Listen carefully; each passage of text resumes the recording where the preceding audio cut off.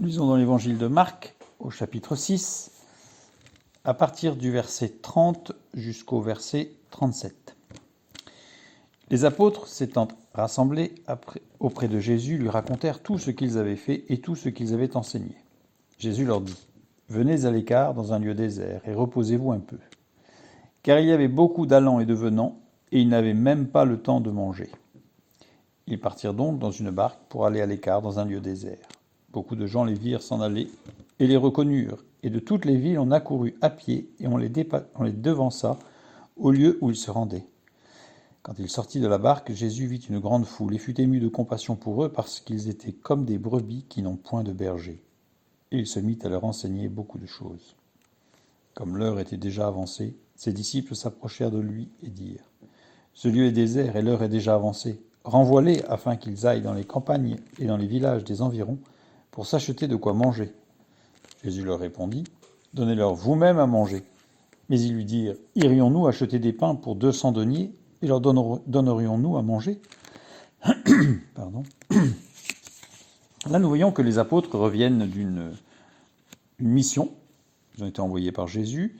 Une mission qui a été bénie, qui a été riche en événements, puisqu'on dit qu'ils racontèrent tout ce qu'ils avaient fait, tout ce qu'ils avaient enseigné. On sait qu'il y a eu des miracles, ils ont chassé des démons, enfin, c'était extraordinaire. Donc là, ils arrivent, ils ont plein de choses à raconter.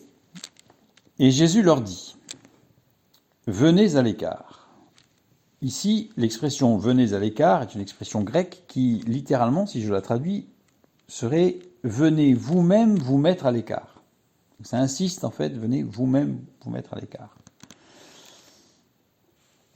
C'est curieux. Jésus impose, puisque ici c'est de l'impératif, le verbe venir ici, déouter, c'est de l'impératif, aux disciples de prendre une décision d'eux-mêmes pour se mettre à l'écart. C'est pas venez avec moi à l'écart, c'est il faut que vous-même vous veniez à l'écart. Donc il impose aux disciples de prendre une décision et de se mettre à l'écart par rapport à ce qui s'est passé. Alors, pour se poser la question, pourquoi ? Il suffit de voir que Jésus leur dit, le verbe dire ici, c'est épo, qui veut dire parler, dire, dans le sens de donner une réponse, répondre. Donc Jésus répond à ce qu'ont dit les disciples. Et qu'est-ce qu'ont dit les disciples ? Eh bien, les disciples ont raconté qu'ils n'avaient pas ménagé leurs efforts. C'est-à-dire qu'on voit que ça fusait, c'était excitant, ça partait dans tous les sens, c'était vraiment un moment de réveil, de bénédiction extraordinaire.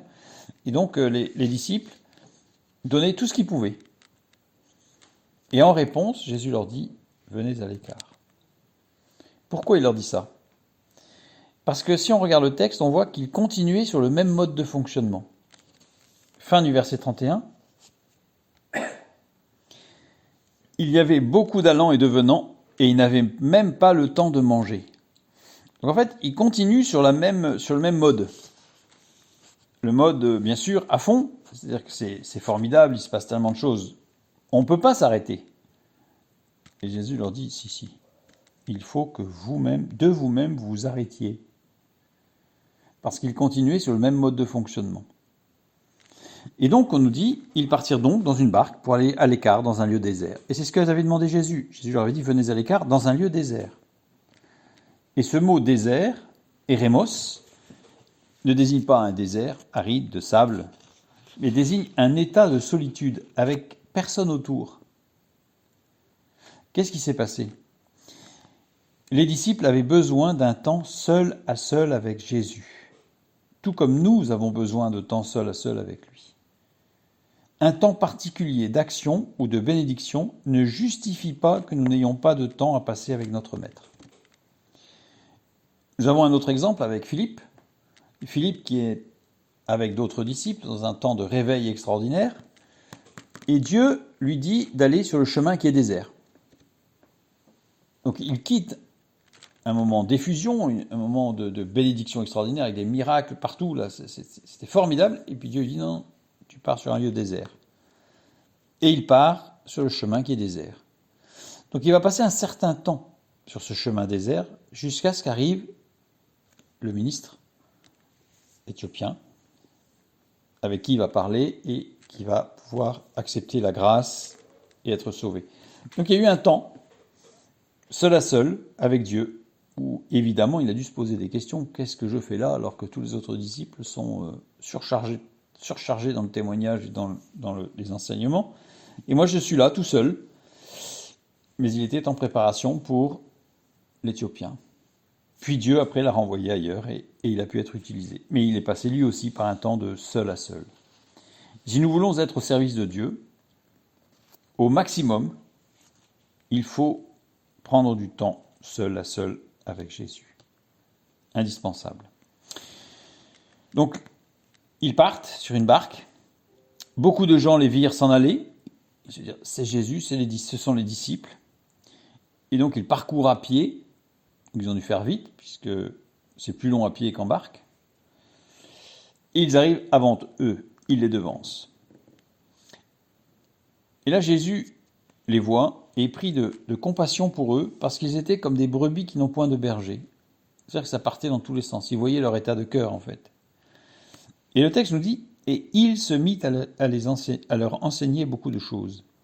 Ce ne sont pas les disciples qui se sont mis à enseigner. Pourtant, ils venaient de faire. Ils étaient capables, ils pouvaient le faire, il n'y a pas de problème. Mais c'est Jésus qui les enseigne. Les disciples étaient toujours dans leur temps, je dirais, de seul à seul avec Jésus, dans la barque. Et ensuite, quand il enseigne les gens, il enseigne aussi les disciples qui sont à l'écoute. Donc ce ne sont pas les disciples qui se mettent à enseigner tout le monde et à faire des miracles et à continuer. Non, non. C'est Jésus. Jésus toujours au centre. Et puis là, il se passe quelque chose de particulier, c'est que la journée est tellement formidable qu'on ne voit pas le temps passer. Et puis on arrive au soir. Et là, les disciples commencent à dire, on va avoir un problème. Il y a beaucoup de monde, il est tard, ils n'ont pas mangé, ce lieu est désert, donc c'est-à-dire sans personne, on a compris. Donc c'est pas le désert aride, mais il n'y a personne autour. Donc il faudrait que les gens puissent regagner un peu les villages autour pour manger et peut-être aussi dormir. Donc là, les disciples interviennent auprès de Jésus.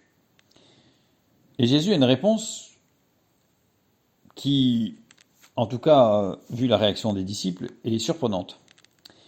Donnez-leur vous-même à manger. Mais ils lui dirent, irions-nous acheter des pains pour 200 deniers et leur donnerions-nous à manger? Alors, il faut aller dans l'évangile de Jean pour savoir que ce ne sont pas tous les disciples qui ont eu cette réaction, mais un seul, Philippe. Puisque dans Jean chapitre 6, verset 7, nous lisons, Philippe lui répondit, les pains qu'on aurait pour 200 deniers ne suffiraient pas pour que chacun en reçût un peu. Donc là, c'est Philippe, en fait, qui intervient. Philippe, que l'on a déjà vu. Philippe, c'est le disciple très pratique, très pragmatique. C'est Jésus qui... c'est ce disciple, Philippe, quand il voit Nathanaël, qui lui dit tout simplement « Viens et vois ». C'est très pratique. On ne va pas rentrer dans des débats théologiques dans tous sens. « Viens et vois ». Il est très pratique. Quand les Grecs, dans Jean chapitre 12, les versets 20 à 22, quand des Grecs veulent venir voir Jésus, à qui il s'adresse? À Philippe. Philippe, c'est celui qui est l'intermédiaire parfait, mais c'est celui qui ne s'engage jamais tout seul. Philippe, c'est celui qui a besoin de l'autre. Il ne se lancera pas tout seul. Et là, on voit que Philippe a non seulement besoin de l'autre, mais que chez Philippe, l'argent reste quand même une assurance. C'est une assurance. Parce qu'il aurait pu dire, il va y avoir beaucoup à manger, parce que 200 deniers, pour information, 200 deniers, c'est approximativement la solde d'un légionnaire romain pendant 1 an. Donc c'est quand même beaucoup. 1 an de salaire. Mais à la limite, imaginez aller dans un village et demander 1 an de salaire de pain, c'est pas l'argent qui serait un problème en réalité. Et là, Philippe, il a un peu perdu la notion de ce qui est pratique. Parce que